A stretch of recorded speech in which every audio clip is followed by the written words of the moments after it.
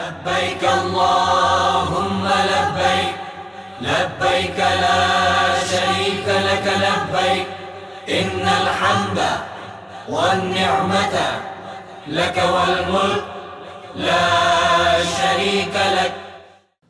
الحمدللہ رب العالمین والصلاة والسلام علی سید الانبیاء والمرسلین اما بعد فاعوذ باللہ من الشیطان الرجیم بسم اللہ الرحمن الرحیم وَأَتِمُّ الْحَجَّ وَالْعُمْرَةَ لِلَّهِ صدق اللہ العظیم.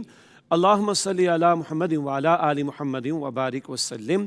رب اشرح لی صدری ویسر لی امری واحلل عقدۃ من لسانی یفقہوا قولی واجعل لی وزیرا من اہلی آمین یا رب العالمین.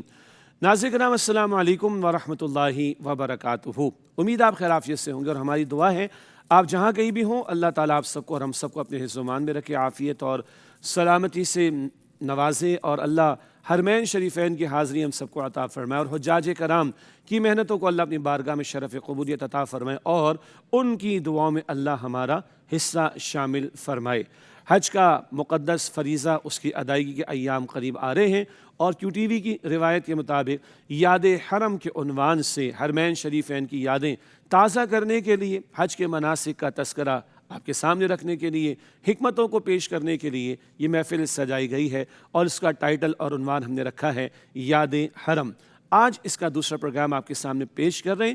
پچھلے پروگرام میں پہلی نشست میں ہم نے سفر محبت کا ذکر کیا تھا، اور 5 باتیں آپ کے ہمارے سامنے آئی تھیں. آج مزید باتیں آپ کے سامنے رکھیں گے، اور آج کی نشست میں انشاءاللہ تعالی میقات اور احرام کا تھوڑا سا تذکرہ ہوگا. اس کے ذیل میں 4 باتیں ہم آپ کے سامنے رکھیں گے، اور پھر کیونکہ حج کے مناسک کی ادائیگی کے لیے مکہ مکرمہ جانا ہوتا ہے، تو مکہ مکرمہ کی اہمیت اور عظمت کے تعلق سے 5 باتیں انشاءاللہ ہم آپ کے سامنے رکھیں گے. تو کہتے ہیں 2 2 4 نہیں، 4 جمع 5 9 باتیں آج کی نشست میں آپ کے سامنے رکھیں گے انشاءاللہ تعالی. میقات اور احرام کا تذکرہ آپ کے سامنے رکھنا چاہیں گے. یہ محبت کا سفر جب شروع ہوتا ہے تو میقات سے پروٹوکولز شروع ہو جاتے ہیں. جی، کچھ آداب شروع ہو جاتے ہیں، کچھ مطالبات شروع ہو جاتے ہیں، اور انہی پروٹوکول سے پھر آگے بڑھنا ہے. حج کے لیے جا رہے ہو، عمرے کے لیے جا رہے ہو، تو ایک وردی تمہیں پہننی ہوگی جس کو احرام کہا جاتا ہے. تو آج ہم بات کر رہے ہیں میقات اور احرام کے تعلق سے. یہ بندگی کی وردی ہے. کیا مطلب؟ اظہار بندگی ہو رہا ہے. آئیے سمجھتے ہیں 4 باتوں کو. میقات کا تھوڑا ذکر کریں گے، احرام کی حقیقت پر بات کریں گے، تلبیہ پڑھیں گے، مفہوم رکھیں گے اور حکمت کو جانیں گے، اور احرام کی پابندیوں میں فلسفہ کیا ہے اس کو بھی آپ کے سامنے رکھیں گے انشاءاللہ تعالی. تو 4 باتوں میں سے پہلی بات میقات. آپ اور ہم جانتے ہیں اللہ کے رسول مکرم علیہ السلام نے کچھ حدود معین فرما دیں. ایک تو حدود حرم کہتے ہیں، اور کچھ حدود آپ نے مقرر فرما دیں جن کو ہم میقات کہتے ہیں. میقات وہ مقامات ہیں کہ جہاں سے احرام کی حالت کے بغیر گزرنا درست نہیں ہے. ہاں کچھ اور فقہی مباحث اور مسائل، کاروبار کے لیے جا رہے ہیں، روزمرہ آنا جانا، ان لوگوں کی ہم بات نہیں کر رہے. مگر جو حج کے لیے جا رہا ہے، جو عمرہ ادا کرنے کے لیے جا رہا ہے، تو میقات سے بغیر احرام وہ آگے نہیں جا سکتا. یہ کیا ہے؟ یہ وہ حدود جہاں سے یہ دیوانہ وار حاضری کا عمل شروع ہو جاتا ہے. میقات سے آگے جانا چاہتے ہو تو اب دیوانگی کا اعلان ہوگا، اور وہ اعلان کیا ہے؟ حالت احرام کے بغیر میقات کو کراس نہیں کیا جا سکتا. ہمارے علم میں ہے، اللہ ہم سب کو حرمین شریفین کی حاضری نصیب فرمائے. جب فلائٹ میں ہوتے ہیں اور میقات قریب آتی ہے تو اناؤنسمنٹ کی جاتی کہ وہ لوگ جو حج کا احرام باندھے ہوئے ہیں، وہ لوگ جو عمرے کا احرام باندھے ہوئے ہیں، اور نیت نہیں کی تو نیت کر لیں، اور نیت ہے تلبیہ کا اظہار. اس پر آگے ہم کلام کریں گے انشاءاللہ. میقات سے آگے بڑھتے ہیں اگلی بات اسی کے تسلسل میں، اور وہ احرام کے بارے میں. مردوں کے لیے احرام کیا ہے؟ 2 سفید چادریں آگے ذکر کرتے ہیں انشاءاللہ. خواتین کا معمول کا لباس، مگر ان کو باوقار لباس پہننا ہے. پھر آگے عبایا، بڑا کوٹ وغیرہ اس کو استعمال کرنا ہے. وہ مسائل ان کے علم میں ہونے چاہیے اور سیکھنے بھی چاہیے. ہاں مردوں کے احرام کا معاملہ کیا ہے؟ 2 سفید چادریں. یہ 2 سفید چادریں، سفید رنگ امن کی علامت بھی ہے، سبحان اللہ. اور یہ 2 سفید چادریں یہ کفن کی علامت بھی ہے. اور یہ سفید چادریں امن کی علامت کے ساتھ اور کفن کی علامت اور اظہار کے ساتھ یہ مساوات کا اعلان بھی ہے. ایک ہی صف میں کھڑے ہو گئے محمود و ایاس، نہ کوئی بندہ رہا نہ کوئی بندہ نواز، ساری دنیا سے لاکھوں مسلمان حج کے لیے آ رہا ہے اور حج کے موقع پر جمع ہو رہا ہے۔ یہ مسلمانوں کا مجمع اکثر و بیشتر دنیا کے مختلف ممالک سے ہیں اور مختلف زبانوں والے ہیں، مختلف خطوں والے ہیں، مختلف رنگوں والے ہیں، مختلف قبیلوں والے ہیں، مختلف اقوام والے ہیں، مختلف فائنینشیل پوزیشنز رکھنے والے ہیں، مگر ایک ہی پکار میں، ایک ہی لباس میں اللہ کے حضور حاضر ہوتے ہیں۔ بہرحال یہ ہے احرام کا تصور کہ یہ چادریں سادگی کی علامت بھی، یہ چادریں سفید امن کی علامت بھی، یہ 2 سفید چادریں کفن کی علامت بھی، اور یہ مساوات کا نعرہ بھی 14 صدیوں پہلے رسول اکرم صلی اللہ علیہ وسلم جو انقلابی دعوت لے کر آئے، توحید کی دعوت، یہ اللہ کے ماننے والے ایک ہی صف میں کھڑے ہوں گے اور ایک ہی لباس میں کھڑے ہوں گے۔ یہ مساوات کا عالمی سطح پر، گلوبل لیول پر گویا کہ اظہار ہو رہا ہے۔ تیسرا نقطہ، 4 میں سے تیسری بات، وہ ہے تلبیہ۔ آئیے پڑھ لیتے، لبیک اللہم لبیک، لبیک لا شریک لک لبیک، ان الحمد والنعمت لک والملک لا شریک لک۔ اللہ ہم سب کو پڑھنے کی بھی توفیق دے۔ حجاج کے لیے تو لازم ہے نا، اس کے مسائل اپنے مقام پر آتے رہتے ہیں، بیان میں آتے رہتے ہیں، مگر حجاج تو یہ پڑھتے ہوئے جاتے ہیں۔ یہ کیا ہے؟ پکار کا جواب پکار سے دینا۔ پکار اللہ کا تقاضا ہے۔ سورہ آل عمران آیت نمبر 97 میں وَلِلَّهِ عَلَى النَّاسِ حِجُّ الْبَيْتِ مَنِ اسْتَطَاعَ إِلَيْهِ سَبِيلًا۔ اللہ تعالیٰ کا حق ہے لوگوں کے ذمے، جو لوگ اللہ کے گھر تک پہنچنے کی استطاعت رکھتے ہیں وہ اللہ کے گھر کا حج کریں۔ باقی تفصیل ہے کہ صاحب نصاب شخص پر زندگی میں ایک مرتبہ، بلکہ صاحب استطاعت شخص پر، صاحب استطاعت پر زندگی میں ایک مرتبہ اللہ کے گھر کا دیدار کرنا، مناسک کو انجام دینا، حج ادا کرنا لازم ہے۔ اللہ ہم سب کو توفیق عطا فرمائے۔ تو یہ اللہ کی پکار تو لگ گئی، اور ابراہیم علیہ السلام کو اللہ تعالیٰ نے حکم دیا تھا وَأَذِّن فِي النَّاسِ، ابراہیم لوگوں میں پکار لگائیے، دور دراز سے آئیں، اللہ کے گھر کا دیدار کریں، اعمال حج کو، مناسک حج کو ادا کریں۔ اللہ کی لگی پکار، اور پکار پر جواب پکار سے لبیک اللہم لبیک، لبیک لا شریک لک لبیک، ان الحمد والنعمت لک والملک لا شریک لک۔ اے اللہ میں حاضر، اے اللہ میں حاضر، اے اللہ میں حاضر ہوں۔ یہ پکار کا جواب پکار سے دیا جا رہا ہے، اور مفہوم کیا ہے؟ لبیک، اے اللہ میں حاضر۔ اے اللہ تو نے پکارا، میں نے گھر کو چھوڑا، بیوی بچوں کو چھوڑا، کاروبار کو چھوڑا، نوکری کو چھوڑا، گھر کے آرام کو چھوڑا، اپنے شہر کو چھوڑا، اپنے وطن کو چھوڑا، ساری فیسلٹیز کو چھوڑا، سارے آرام کو چھوڑا تیری خاطر۔ یہی تو زندگی کا حاصل ہے، اللہ کے سامنے سرنڈر کرنا۔ یہی تو اسلام ہے۔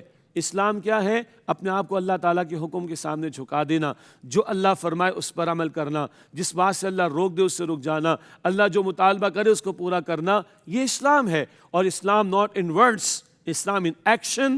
اگر دیکھنا ہو تو یہ حج کے اعمال و مناسک میں ہم دیکھ سکتے ہیں۔ تو بتایا جا رہا ہے لبیک اللہم لبیک، اے اللہ میں حاضر، اے اللہ میں حاضر، لبیک لا شریک لک لبیک، اے اللہ میں حاضر، تیرا کوئی شریک نہیں، اے اللہ میں حاضر، ان الحمد والنعمت لک والملک، اے اللہ کل ثنا تعریف بھی تیرے لیے ہے، کل احسان بھی تیرا ہے، کل بادشاہت بھی تیری ہے، لا شریک لک، اے اللہ تیرا کوئی شریک نہیں۔ یہ توحید کا نعرہ بلند ہو رہا ہے۔ اس کائنات کی سب سے بڑی حقیقت وہ اللہ کی ذات ہے۔ قرآن پاک میں 1 سے زائد مرتبہ آیا ذالک بأن اللہ هو الحق، یہ اس لیے کہ اللہ تعالیٰ کی ذات وہ الحق ذات ہے۔ اس اللہ کی کبریائی، اس اللہ کی بڑائی کا اعلان، اور اس کی خاطر سب کچھ چھوڑ دینے کا اعلان، اور اس کی خاطر اپنے گھر بار کو چھوڑ کر نکل جانے کا اعلان، یہ ہے جو پکار کا جواب پکار سے دیا جا رہا ہے۔ یہ تلبیہ کے الفاظ، اور کیا اچھا ہو کہ حجاج کرام کو تلبیہ کے الفاظ عربی میں بھی آتے ہوں، اور جس زبان کو سمجھتے ہیں، اردو، انگریزی، German, French, whatever it may be، Punjabi, Sindhi, Balochi, Pashto, جو بھی زبان، اس میں ترجمہ بھی ان کو یاد ہو جائے تو پھر یہ دل سے پکار اٹھے گی لبیک اللہم لبیک، اے اللہ میں حاضر ہوں، اے اللہ میں حاضر ہوں۔ اور یہ پوری زندگی کا لبیک ہونا چاہیے۔ ساری زندگی میں کیا کرنا ہے؟ قرآن پاک بتاتا ہے سورہ آل عمران آیت نمبر 102 کے اختتام پر وَلَا تَمُوتُنَّ إِلَّا وَأَنْتُمْ مُسْلِمُونَ، اور تمہیں موت آئے تو اسلام کی حالت پر آئے، مرتے دم تک مسلم رہنا، جو حکم رب کا آئے اس کے سامنے اپنے آپ کو جھکا دینا۔ تو یہ تلبیہ اتنا عظیم الشان اعلان بھی ہے۔ چوتھی بات وہ احرام کی پابندیاں. 4 باتیں عرض کرنا تھی نا، میقات، پھر احرام، پھر تلبیہ، اب احرام کی پابندیاں. یہ کیا پابندیاں ہیں؟ یہ صبر اور ضبط نفس کی ایک اہم اور پہلی مشق بھی ہے.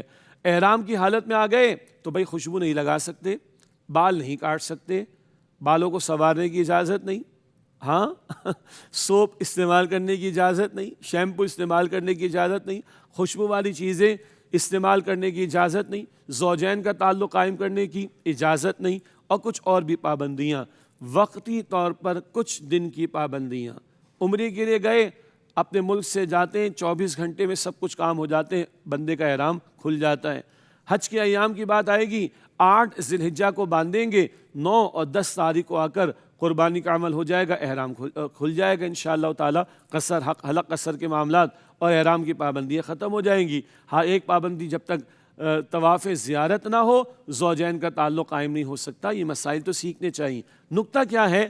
تھوڑی سی پابندیاں، اور اللہ کی خاطر حلال کو ہم چھوڑ دیتے ہیں. سبحان اللہ، عام حالات میں زوجین کا تعلق قائم کرنا حلال، لیکن جیسے روزے میں منع، اسی طریقے پر احرام کی حالت میں منع. خوشبو لگانا عام حالات میں جائز ہے، ہاں عورتوں کو خوشبو لگا کر گھر سے باہر نکلنا اس سے منع کیا گیا ہے بڑی سختی سے. اللہ کے نبی علیہ السلام نے روکا ہے. بہرحال عام حالات میں خوشبو لگانا تو جائز ہے، حالت احرام میں آگے خوشبو نہ لگاؤ بھائی. ہاں زینت کو چھوڑ دو، آرائش کو چھوڑ دو، معمولات کو چھوڑ دو، روٹین کی زندگی کو چھوڑ دو، اللہ کی خاطر حلال چیزوں کو بھی چھوڑ دو. سبحان اللہ، زینت کو چھوڑ دو، آرائش کو چھوڑ دو، میل کچیل بدن پر آتا ہے آنے دو، مٹی لگتی ہے لگنے دو، پسینہ آتا ہے آنے دو، ہے نا؟ پسینہ تو آتا ہے نا. گرمی کا دور بھی ہے، گرمی کا موسم بھی ہے، شدید گرمی بھی وہاں پر ہوتی ہے. یہ پسینہ، یہ میل کچیل، یہ گرد غبار کا چہرے پر آنا، کپڑوں پر آنا، یہ پسند ہے اللہ کو. سفر محبت ہے نا، یہ دیوانگی بھی ہے. اللہ کی خاطر حلال کو چھوڑ دیتے ہو تم، اللہ کی خاطر زینت اور آرائش کو چھوڑ دیتے ہو تم، اللہ کی خاطر تم مشقتوں کو جھیلنے والے بن جاتے ہو. یہ صبر بھی تم کرتے ہو، مشقت بھی تم کرتے ہو. یہ تمہارا حالت احرام میں آ کر اور یہ پابندی اختیار کرنا اللہ کو بڑا پسند ہے. پتہ ہے کیا بتایا جا رہا ہے؟ بھائی عمرہ کرنے کو جاتے ہو، 1 دن میں فارغ ہو جاتے ہو. حج کے ایام 2-2.5 دن کی بات ہوتی ہے. پھر کیا ہے؟ احرام کی پابندیاں ختم. تو بھائی دنیا بھی کیا ہے؟ تھوڑی سی پابندیاں. حالت احرام میں تم حلال کو چھوڑ دیتے ہو، عام حالات میں حرام کو تو چھوڑ دو. جیسے روزے میں حلال کو چھوڑ دیتے ہو تو حرام کو چھوڑنے والے تو بنو. حالت احرام میں حلال کو چھوڑ دیتے ہو تو ساری زندگی میں ایک حرمت ہے نا، گناہوں کی حرمت ہے، حرام کاموں کی حرمت ہے، حرام معاملات کی حرمت ہے، حرام کمائی کی حرمت ہے. ان سارے کاموں کو چھوڑ دو. تم حلال چھوڑ دیتے ہو، حرام چھوڑنے والے بن جاؤ. تھوڑی سی پابندی، اس کے بعد تمہارا احرام کھل جاتا ہے. اسی طرح دنیا کی تھوڑی سی پابندی، آج دنیا کی پابندی اختیار کر لو، حرام کو اور گناہ و نافرمانی کے کاموں کو چھوڑ دو، کل اللہ تعالیٰ کی جنت تیار. تم آج اللہ کی مان لو، اللہ کی خاطر تم احرام کی حالت میں حلال کو چھوڑ دیتے ہو تو عام حالات میں حرام کو چھوڑ دو. آج اللہ کی مان لو، جنت میں تمہاری مانی جائے گی. سبحان اللہ. سورہ حامیم السجدہ میں آیت نمبر 31-32 میں ذکر آتا ہے وَلَكُمْ فِيهَا مَا تَشْتَهِي أَنفُسُكُمْ وَلَكُمْ فِيهَا مَا تَدَّعُونَ. وہ جنت میں کیا کچھ ہے؟ جو تمہارے جی چاہیں گے موجود، اور جو تم مانگو گے عطا ہوگا. آج اللہ کی چاہت پر عمل کر لو، کل تمہاری چاہت پر عمل ہوگا. جو مانگو گے ملے گا، جو چاہو گے تمہیں عطا ہوگا. آج اللہ کی چاہت پر عمل کر لو، کل تمہاری چاہت پر عمل ہوگا. یہ دنیا عارضی ہے، سبحان اللہ.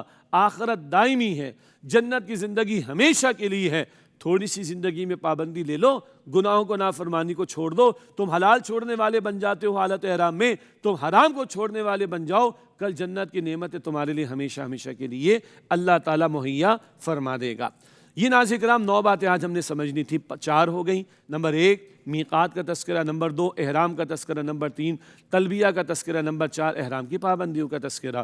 یہ 4 باتیں تو ہو گئیں. میقات اور احرام یعنی یہ بندگی کی وردی کا تذکرہ ہو گیا. اب آئیے مکہ مکرمہ اور اس کی بھی کچھ یاد تازہ کریں، اور وہیں جا کر مناسک حج کو ادا کرنا ہوتا ہے، وہیں اللہ تعالیٰ نے مقامات مقدسہ کو بھی رکھا ہے، اور وہیں پر بڑے بڑے اعمال و مناسک کو ادا کرنا ہوتا ہے۔ خانہ کعبہ کا طواف ہو، صفا مروہ کی سعی ہو، بعد میں جا کر منی کا قیام ہو، اسی طرح تھوڑا اور آگے چلے جائیں تو عرفات کی حاضری ہو، پھر مزدلفہ میں قیام ہو، جمرات پر کنکریاں مارنا ہو، یہ سب مکہ مکرمہ میں یا اس کے ساتھ ہی ملحق علاقے ہیں۔ تو آئیے مکہ مکرمہ اس کی عظمت کے تعلق سے اور اس کی اہمیت کے تعلق سے 5 باتوں کی یاد ہم تازہ کرتے ہیں۔ نمبر 1، کائنات کا مرکز۔ یہ مکہ مکرمہ کیا ہے؟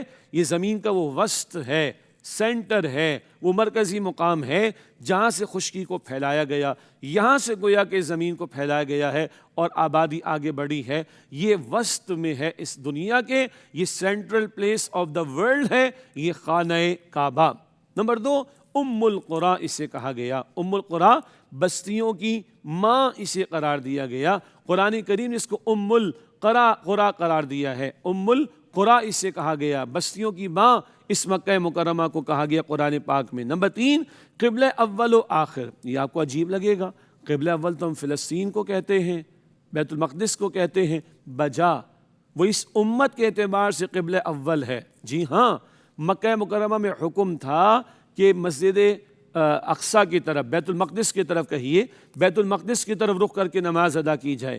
ہجرت کے بعد، ہجرت مدینہ کے تقریباً 17 مہینے کے بعد بیت اللہ شریف کو قبلہ بنانے کا حکم آیا۔ تو اس امت کے تعلق سے قبلہ اول وہ بیت المقدس، اور اب یہ قبلہ آخر بیت اللہ شریف۔ ہاں، اس زمین پر سب سے پہلا گھر کون سا بنا؟ اور پچھلی امتوں کے لیے بیت المقدس سے پہلے قبلہ کس کو مقرر کیا گیا؟ اسی خانہ کعبہ کو مقرر کیا گیا۔ قرآن پاک میں سورہ آل عمران آیت نمبر 96 ہے، سورہ آل عمران آیت نمبر 96 میں فرمایا گیا، ان اول الناس للذی ببکہ، پہلا گھر، ان اول الناس، پہلا گھر جو اللہ سبحانہ وتعالیٰ کی طرف سے لوگوں کے لیے مقرر کیا گیا، ببکہ، وہ مکہ مکرمہ میں ہے۔ سبحان اللہ، مکہ مکرمہ کا پرانا نام بکہ ہے، قرآن پاک بتا رہے سورہ آل عمران کی آیت نمبر 96 میں، ان اول بیت وضع للناس للذی بکہ، وہ بکہ یعنی مکہ مکرمہ میں ہے خانہ کعبہ۔ نوٹ کیجئے گا، پہلے دن سے خانہ کعبہ موجود، اللہ اکبر، اور پچھلی امتوں کے لیے قبلہ یہی رہا۔ بیت المقدس کی تعمیر تو سلیمان علیہ السلام کے دور میں ہوئی اور اس کے بعد کا معاملہ ہے پھر، اور نبی علیہ السلام کی امت کے لیے وہ قبلہ اول رہا، اور پھر اسی بیت اللہ کو، خانہ کعبہ کو قبلہ مسلمانوں کے لیے مقرر کر دیا گیا۔ چوتھا نقطہ اس تعلق سے، 5 باتیں مکہ مکرمہ کے تعلق سے ابھی رکھنی، آئندہ بھی اور بہت ساری باتیں آئیں گی۔ چوتھی بات، وادی غیر ذی زرع۔ سورہ ابراہیم میں ابراہیم علیہ السلام کا تذکرہ آتا ہے، جہاں انہوں نے اللہ تعالیٰ کے حضور اس بات کو ذکر کیا کہ اللہ، اپنی اولاد کو میں نے بھی وادی غیر ذی زرع عند بیتک المحرم، ایک بے آباد زمین میں اپنی اولاد کو بسایا، تیرے مقدس اور محترم گھر خانہ کعبہ کے پاس۔ یاد آیا؟ کیا یاد آیا؟ ایک بنجر وادی جسے اللہ تعالیٰ نے اپنے گھر کے لیے منتخب فرمایا، ایک بنجر وادی تھی، اور اللہ کے حکم پر ابراہیم علیہ السلام بی بی ہاجرہ کو علیہ السلام اور اسماعیل علیہ السلام کو چھوڑ آئے تھے۔ یہ اپنی جگہ ایک بڑی داستان ہے، اور اس داستان کا بڑا گہرا تعلق ہے صفا اور مروہ کی صحیح کے ساتھ، وہ آئندہ کسی وقت بات آ جائے گی انشاءاللہ۔ مگر یہ بے آباد زمین، آج بھی سنگلاخ پہاڑ ہیں، بظاہر کچھ اگتا نہیں ہے، مگر وہاں اللہ تعالیٰ نے اپنے گھر کا انتخاب کیا، اور از سر نو اس کی تعمیر ابراہیم علیہ السلام اور اسماعیل علیہ السلام نے فرمائی تھی، جس کا ذکر سورۃ البقرہ میں آتا ہے۔ اور اس تعمیر کے بعد وہ کیا دعائیں کرتے ہیں؟ ربنا تقبل منا انک انت السمیع العلیم۔ تو بہرحال یہ وادی غیر ذی زرع، ایسا مقام، ایسی وادی جو بے آباد تھی، ہاں اس بیت اللہ کی برکت سے وہ آباد ہو گئی۔ ہاں، یہاں زمزم بھی اللہ تعالیٰ نے جاری کر دیا، اور قیامت تک کے اس گھر کو امن کا اور بقا کا باعث اللہ تعالیٰ نے بنا دیا۔ اس مکہ مکرمہ میں واقع اس خانہ کعبہ کو اللہ تعالیٰ نے یہ عزت دی کہ اس کی بدولت اس شہر کو امن والا شہر اللہ تعالیٰ نے قرار دیا، اور اللہ تعالیٰ نے اس کی قسم اٹھائی، لا اقسم بہذا البلد، مکہ مکرمہ کی اللہ تعالیٰ نے قسم اٹھائی۔ ایک جگہ قرآن کہتا ہے من دخلہ کان آمنا، جو یہاں داخل ہو جائے وہ امن پا جاتا ہے۔ یہ ابھی ہم نے 5 باتیں سمجھی مکہ مکرمہ کی یاد کے تعلق سے، اہمیت کے تعلق سے، عظمت کے تعلق سے، یہ کائنات کا مرکز، یہ ام القریٰ بستیوں کی ماں، یہ قبلہ اول و آخر بھی اس امت کے تعلق سے اور تمام انبیاء اور رسول کے تعلق سے یہ قبلہ اول رہا، یعنی پہلے بھی قبلہ رہا اور آخری امت کا قبلہ بھی اب یہی ہے۔ اور یہ بے آباد زمین، اس مقام پر یہ خانہ کعبہ جس کی نسبت سے وہ زمین آباد اور سارے عالم کو امن میسر آ رہا ہے، اور اس کو اللہ تعالیٰ نے شہر امن بھی قرار دیا۔ یہ یاد حرم، یہ یادیں تازہ کرتے رہیں گے اور یہ پروگرام مزید جاری رہے گا، یعنی اگلی نشستوں میں ہم مزید گفتگو آپ کے سامنے رکھیں گے۔ اللہ تعالیٰ ہمیں شوق حرمین عطا فرمائے اور وہاں کی حاضری عطا فرمائے، حجاج کرام کا شوق اللہ تعالیٰ اور بڑھائے، اور ان کے اعمال میں اخلاص انہیں اور ہم سب کو اللہ عطا فرمائے، اور ان کی دعاؤں میں اللہ ہم سب کا حصہ شامل فرمائے۔ آمین یا رب العالمین۔ وآخر دعوانا ان الحمد للہ رب العالمین، والسلام علیکم ورحمۃ اللہ وبرکاتہ۔ لبيك اللهم لبيك لبيك لا شريك لك لبيك إن الحمد والنعمة لك والملك لا شريك لك